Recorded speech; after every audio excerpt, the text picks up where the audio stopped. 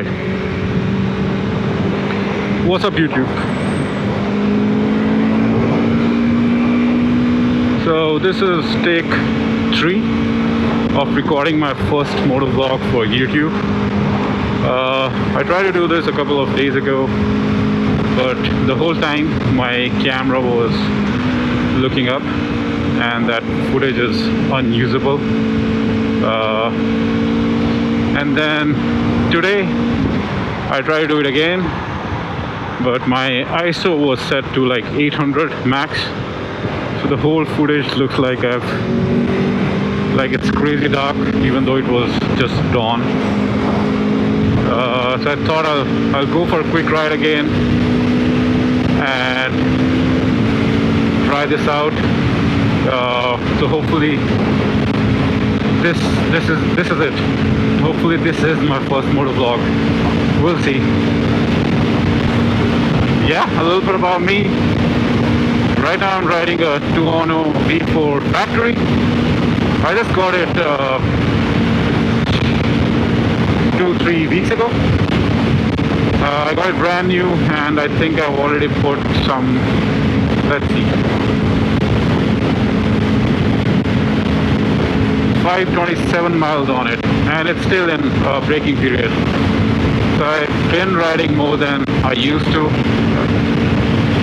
more than I did last year, and it's actually, it could be my first and my last motovlog because the riding season is almost over.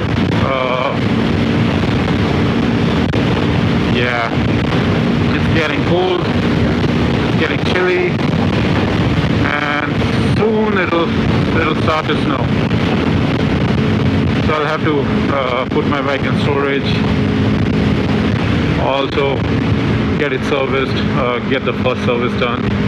So I was thinking I'll do both things at the same time, put my bike for storage and ask them to do the first service and put a third-party exhaust, update some brakes, update these brakes.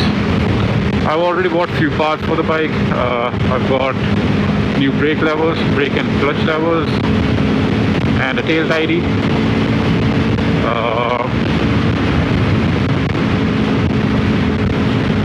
And yeah, I'll start off with those things first, and then we'll see. Or if I don't like anything else, I'll try to modify that as well.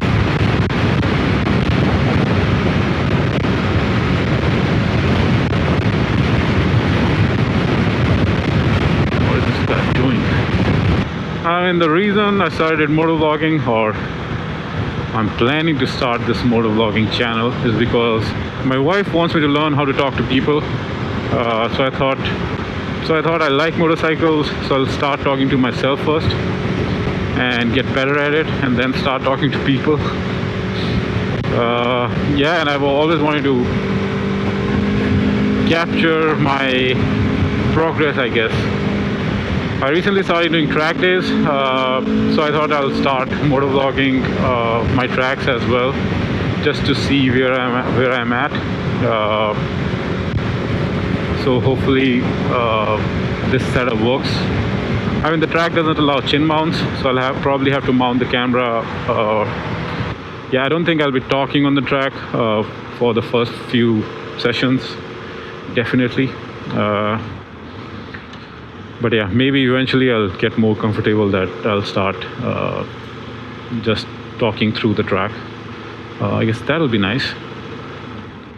And before getting the Tuono, I was actually getting a multistrada because I thought that's the kind of rider I am. I'll do weekend trips, and it has panniers and whatnot, so it'll be a nice bike to move around for the city as well.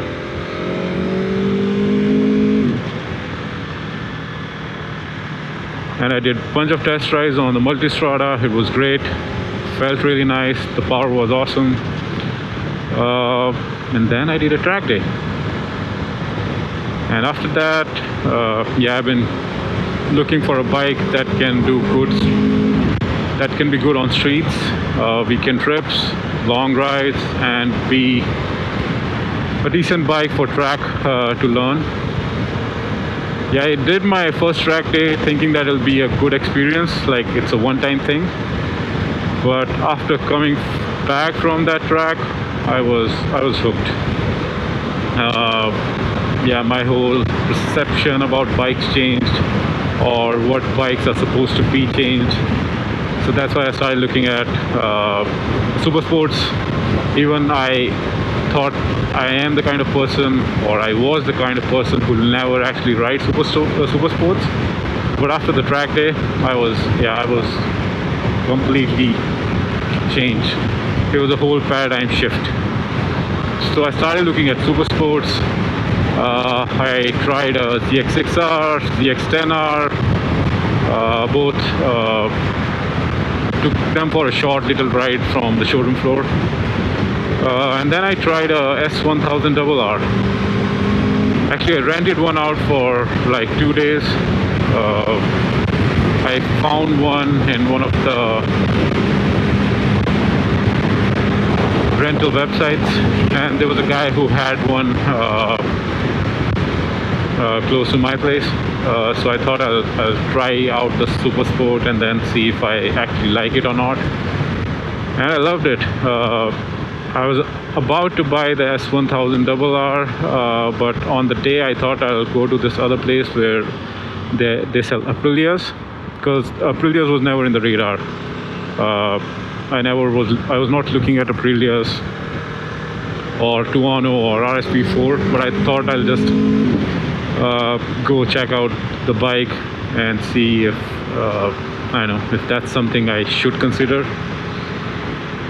And I went to the store. They gave me a test drive on the Tuono. Yeah, I did like an 8-mile test drive, and after that I was essentially hooked.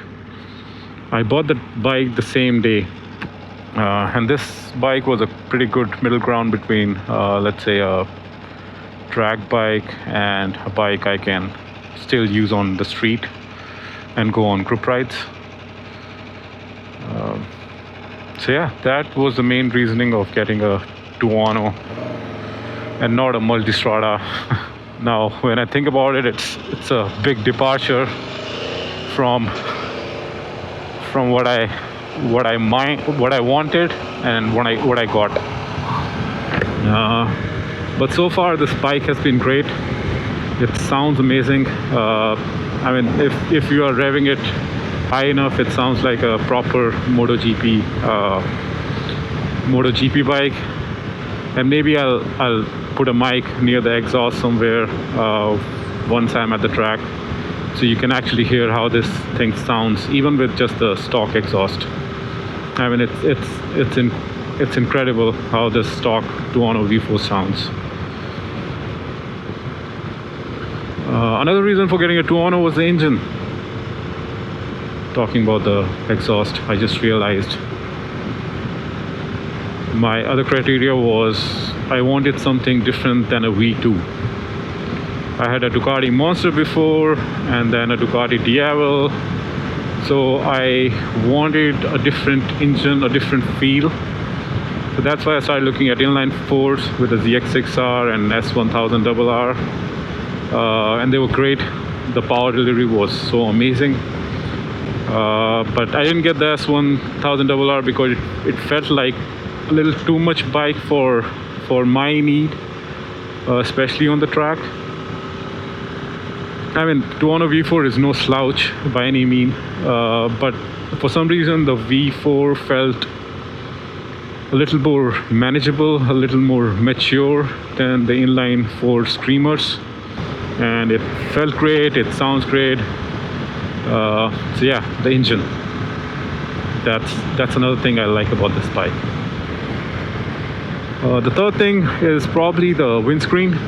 So Tuono is a naked. It's supposed to be a naked, but it is kind of sporty.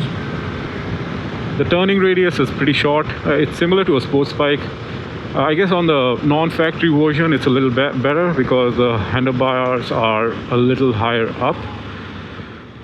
But on the factory, it's essentially a sports bike.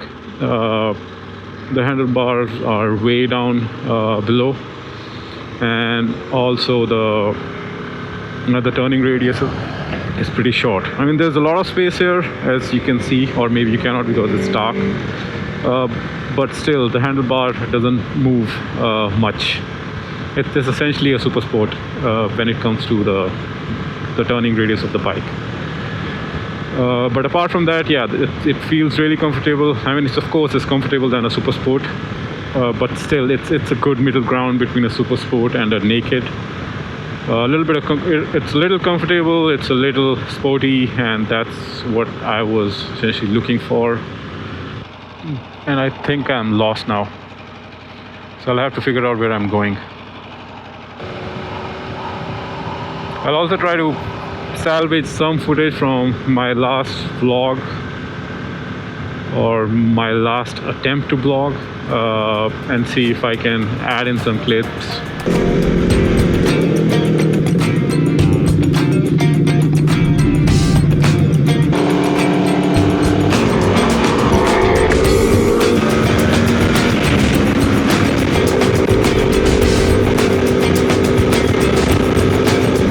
This bike sounds good.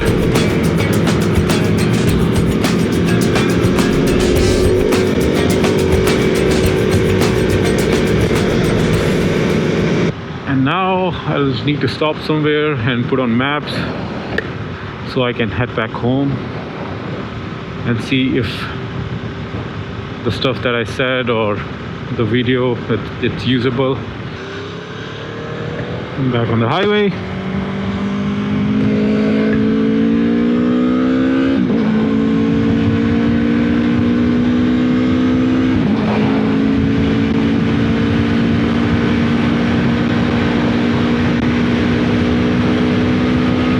Man, this bike sounds amazing.